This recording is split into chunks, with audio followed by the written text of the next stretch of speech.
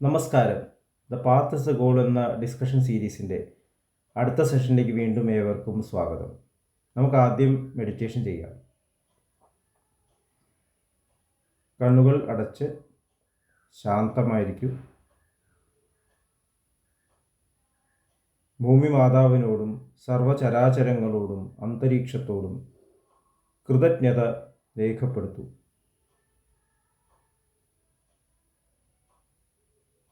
ഭൂമി മാതാവിൽ നിന്നുമുള്ള healing energy കാലുകളിലൂടെ പ്രവേശിച്ച് ശരീരം മുഴുവൻ വ്യാപിക്കുന്നതായും ശരീരത്തിലെ എല്ലാ ഭാഗങ്ങളെയും എല്ലാ കോശങ്ങളെയും റിലാക്സ് ചെയ്യാൻ സഹായിക്കുന്നതായും അനുഭവിക്കൂ.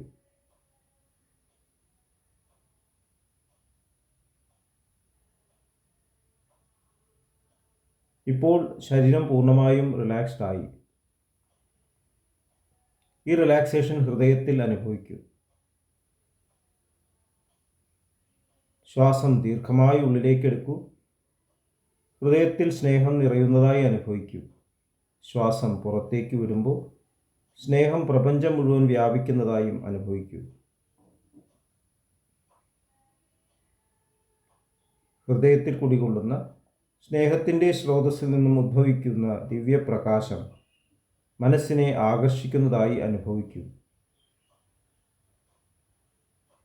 ആ ദിവ്യപ്രകാശത്തിൽ ധ്യാനം ആരംഭിക്കൂ.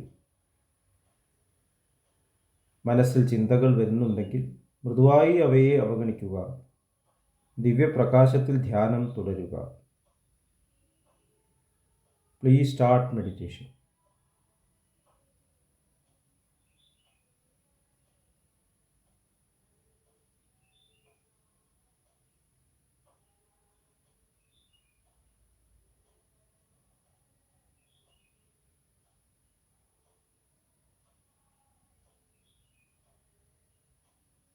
ഓക്കെ, കണ്ടീഷൻ ഹൃദയത്തിൽ നിലനിർത്തി പതുക്കെ കണ്ണുകൾ തുറക്കൂ. എല്ലാവരെയും ഹാർദമായി ഹാർട്ട്ഫുൾനെസ് സഹജമാർഗ് മെഡിറ്റേഷൻ സിസ്റ്റത്തിലേക്ക് സ്വാഗതം ചെയ്യുന്നു. എങ്ങനെ ജോയിൻ ചെയ്യാം എന്നത് ഡിസ്ക്രിപ്ഷൻ ബോക്സിൽ കൊടുത്തിട്ടുണ്ട്. നമ്മൾ എഡ്യൂക്കേഷൻ സിസ്റ്റത്തിലൂടെ, നമ്മുടെ മോഡേൺ എഡ്യൂക്കേഷൻ സിസ്റ്റത്തിലൂടെ കടന്നു പോകുമ്പോൾ നമ്മൾ കാണുന്ന ദൃശ്യപ്രപഞ്ചം, ഓബ്ജക്റ്റീവായിട്ട് അനുഭവിക്കുന്ന ഈ പ്രപഞ്ചത്തിൽ നിന്നും കാര്യങ്ങൾ ഉൾക്കൊണ്ടിട്ട് ഉള്ളിൽ മാറ്റങ്ങൾ കൊണ്ടുവരാനുള്ള ശ്രമത്തിലാണ്. പല കാര്യങ്ങളും പഠിക്കുന്നു. ലാംഗ്വേജ്, മാത്തമാറ്റിക്സ്, സയൻസ്, ഹിസ്റ്ററി, അതുപോലെ തന്നെ ജോഗ്രഫി എല്ലാം പഠിക്കുന്നുണ്ട്. ഇതിലൂടെ എല്ലാം നമ്മൾ ട്രാൻസെൻഡ് ചെയ്തിട്ട് അവസാനം ഒരു ഏകത്വ ബോധത്തിലേക്ക് എത്തണം, ഒരു ഫിലോസഫർ ആവണം. അതാണ് യഥാർത്ഥത്തിൽ എഡ്യൂക്കേഷൻ എയിം ചെയ്യുന്നത് എന്ന് തോന്നുന്നു, ആ ഏകത്വ ബോധം. ഇപ്പോൾ ഏത് മേഖലയിലൂടെ പോയാലും അറിയാതെ ഒരു യൂണിഫിക്കേഷൻ സംഭവിക്കുന്നു. പുരാണ സംസ്കൃതിയിൽ വിദ്യാദദാതി വിനയം എന്ന് പറയും. വിദ്യയിലൂടെ വിനയമാണ് ഉണ്ടാവേണ്ടത്. അപ്പോൾ നമ്മൾ ഏറ്റവും പ്രധാനപ്പെട്ട കാര്യങ്ങൾ, ഈ പ്രപഞ്ചത്തിൻ്റെ അടിസ്ഥാനപരമായിട്ടുള്ള ഏകത്വം, അത് അവസാനത്തേക്ക് വയ്ക്കും. ഇപ്പോൾ സയൻസ് ഇപ്പോൾ ക്വാണ്ടം ഫിസിക്സൊക്കെ കണ്ടെത്തിയിരിക്കുകയാണ്, ഫീൽഡ് തിയറി ഇതൊക്കെ കണ്ടെത്തിയിരിക്കുകയാണ്. ഗോഡ് പാർട്ടിക്കിളിൻ്റെ അന്വേഷണത്തിനാണ്. അത് ഈ പ്രധാനപ്പെട്ട കാര്യം അവസാനത്തേക്ക് നീക്കി വെച്ചതുകൊണ്ടാണ് എന്നാണ് തോന്നുന്നത്.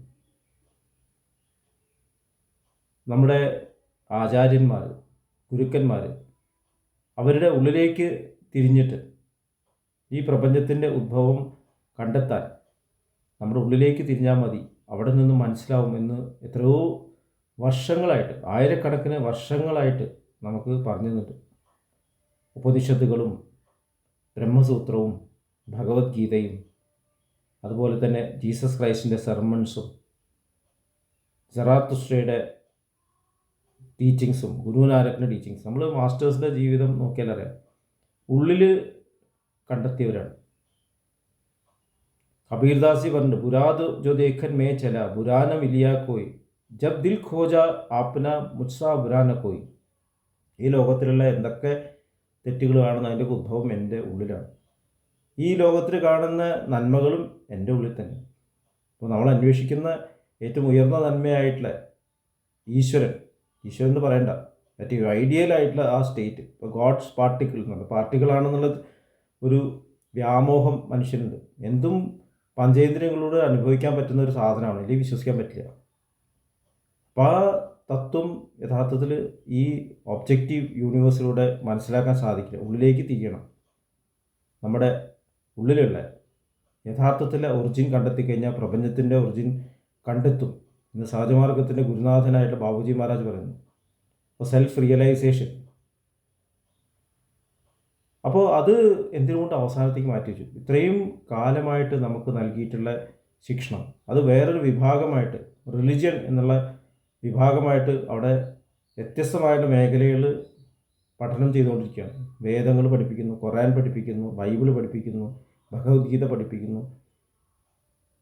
പക്ഷേ അവിടെയൊന്നും ഈ ഏകത്വ ബോധം നമുക്ക് കൊണ്ടുവരാൻ സാധിക്കുന്നില്ല. ഒരുപക്ഷെ ഈ തത്വത്തിലേക്ക് എത്തിയിട്ടുള്ള വ്യക്തികൾ, ഈ സ്ക്രിപ്റ്റേഴ്സൊക്കെ വായിക്കുന്ന വ്യക്തികൾ ഓൾറെഡി ഒബ്ജക്റ്റീവ് സയൻസിലൂടെ കടന്നു പോയതുകൊണ്ടായിരിക്കാം അതും ഒബ്ജക്റ്റീവായിട്ട് ഡിസ്ക്രൈബ് ചെയ്യാനും ഇൻ്റർപ്രറ്റ് ചെയ്യാനും ശ്രമിക്കുന്നത്. നമ്മുടെ ഇൻ്റർപ്രിറ്റേഷൻസ് എല്ലാം നമ്മളെ ഡിഫറെൻറ്റ് ഡയറക്ഷനിലേക്കാണ് കൊണ്ടുവരുന്നത്. ആദിയിൽ വചനം ഉണ്ടായി, വചനം രൂപമായി എന്ന് ബൈബിൾ പറയുന്നു. ഭാഗവത്തിൽ ആദ്യത്തെ ശ്ലോകം തന്നെ പറയുന്നു, എല്ലാം ആ ഒറിജിൻ ഉണ്ടായത് ആ ഒറ്റ തത്വത്തിൽ നിന്നാണ്. ഭഗവത്ഗീതയിൽ ഭഗവാൻ പറയുന്നു, ഊർധ്വമൂലം അധശാഖം അശ്വത്ഥം പ്രാഹുരവ്യയം ഛന്ദാംസി യസ്യ പർണാനി യസ്തം വേദസ വേദവിത്. എല്ലാം മുകളിലാണ്. ഭഗവാൻ പുരുഷോത്തമൻ എന്ന് പറയുന്നു. അവിടെ നിന്നാണ് എല്ലാം ഉണ്ടായത്. അവിടെ എത്തണമെന്നുണ്ടെങ്കിൽ ഇവിടെയുള്ള ജീവിതത്തെ ട്രാൻസെൻഡ് ചെയ്യണം, അറിവോടുകൂടി ട്രാൻസെൻഡ് ചെയ്യണം, ത്യാഗബോധത്തോടുകൂടി ട്രാൻസെൻഡ് ചെയ്യണം. ഇതൊന്നും അവഗണിക്കല്ല, ഇത് മനസ്സിലാക്കിയിട്ട് സ്നേഹത്തോടുകൂടി അറിവോടുകൂടി നമ്മൾ ട്രാൻസെൻഡ് ചെയ്യുമ്പോൾ യഥാർത്ഥ അറിവിലേക്ക് നമ്മൾ എത്തിച്ചേരുന്നു, കണക്റ്റഡ് ആവുന്നു. അപ്പോൾ സയൻസ് കണ്ടെത്തുന്ന ഈ ക്വാണ്ടം ഫിസിക്സ് തീർച്ചയായിട്ടും അത് വലിയ കണ്ടെത്തലുകളാണ്. ഇത് രണ്ടും നമുക്ക് യോജിപ്പിക്കാൻ പറ്റുന്ന ഒരു മേഖലയാണ്.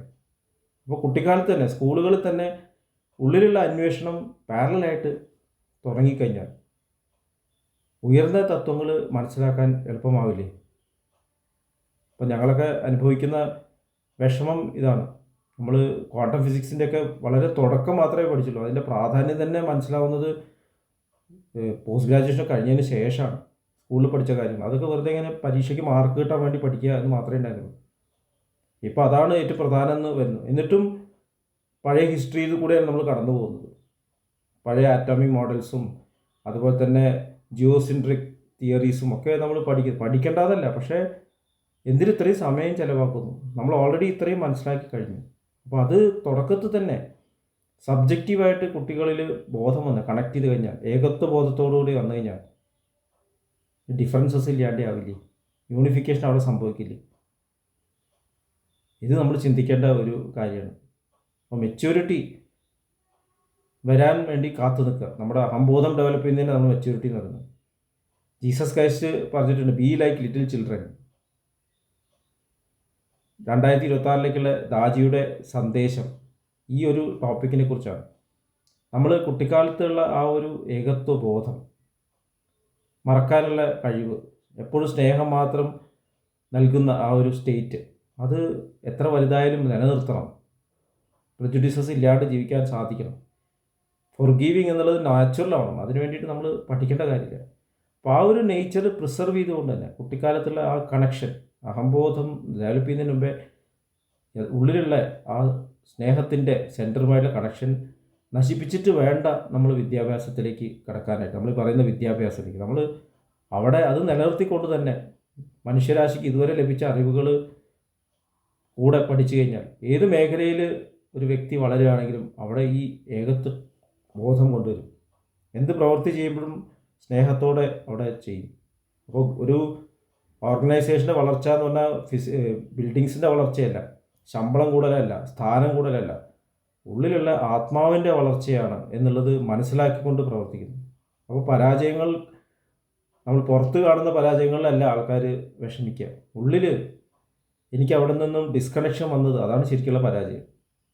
എനിക്ക് അറിയാതെ അഹംബോധം കടന്നു വന്നു, അതൊരു പരാജയമാണ്. ആ പരാജയങ്ങളെയാണ് നമ്മൾ മാർക്ക് ചെയ്യേണ്ടത്. അപ്പോൾ വിദ്യാഭ്യാസ രീതി നമ്മൾ നാച്ചുറലായിട്ട് ഈ ഒരു സ്റ്റേറ്റിലേക്ക് എപ്പോഴും കണക്ഷൻ നിലനിർത്തുന്നതായിരിക്കണം എന്നുള്ളതാണ് തോന്നുന്നത്. അങ്ങനെയാണെങ്കിൽ പുതിയ പുതിയ തിയറീസ് വരുമ്പോഴും കുട്ടികൾക്ക് ഒരു അത്ഭുതം ഉണ്ടാവില്ല. അത് സ്വീകരിക്കാനും അത് അസിമുലേറ്റ് ചെയ്യാനും അത് ജീവിതത്തിൽ കൊണ്ടുവരാനും ഒരു ബുദ്ധിമുട്ടുണ്ടാവില്ല. കാരണം ഓൾറെഡി അത് അറിഞ്ഞുകൊണ്ടാണ്, ഉള്ളിൽ അറിഞ്ഞുകൊണ്ടാണ് അതിലേക്ക് ഇറങ്ങി വരുന്നത് തന്നെ.